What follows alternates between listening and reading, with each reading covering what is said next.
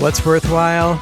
Considering what we consume, believe, say, and do towards peace of mind, vitality of body, and joy of spirit.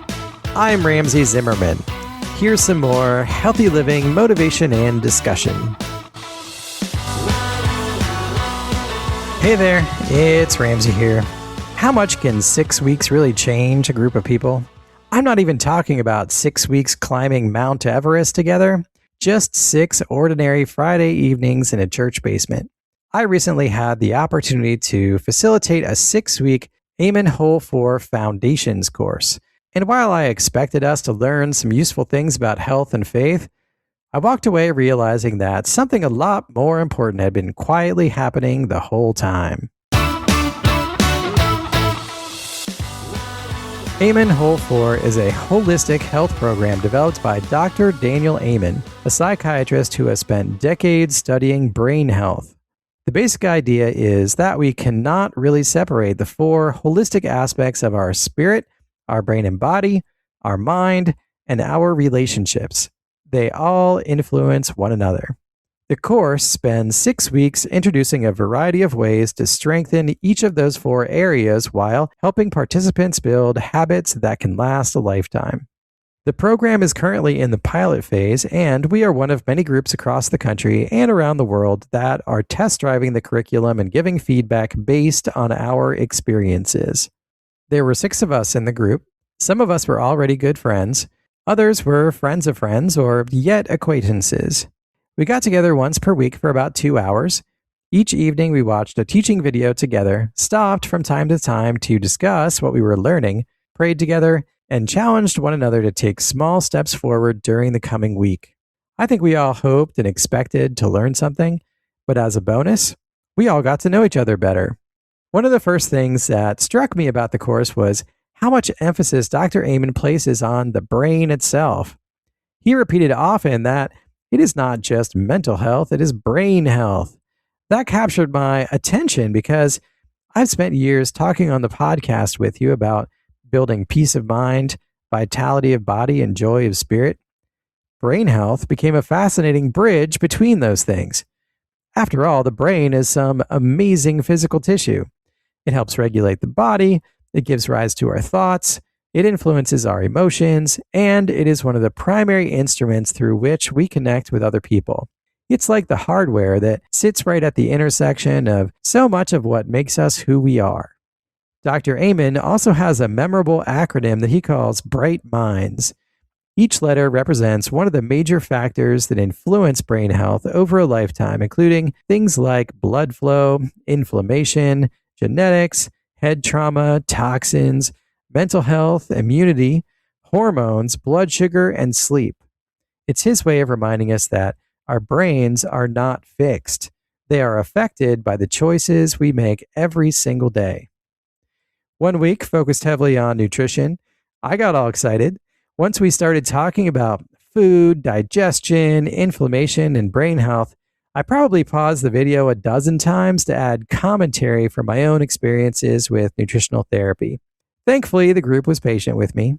Another thing that surprised me was how much emphasis Dr. Amen places on positivity.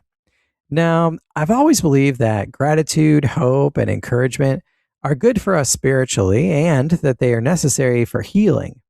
I have always believed they improve our attitude and probably our mental health. But Dr. Amen goes a step further.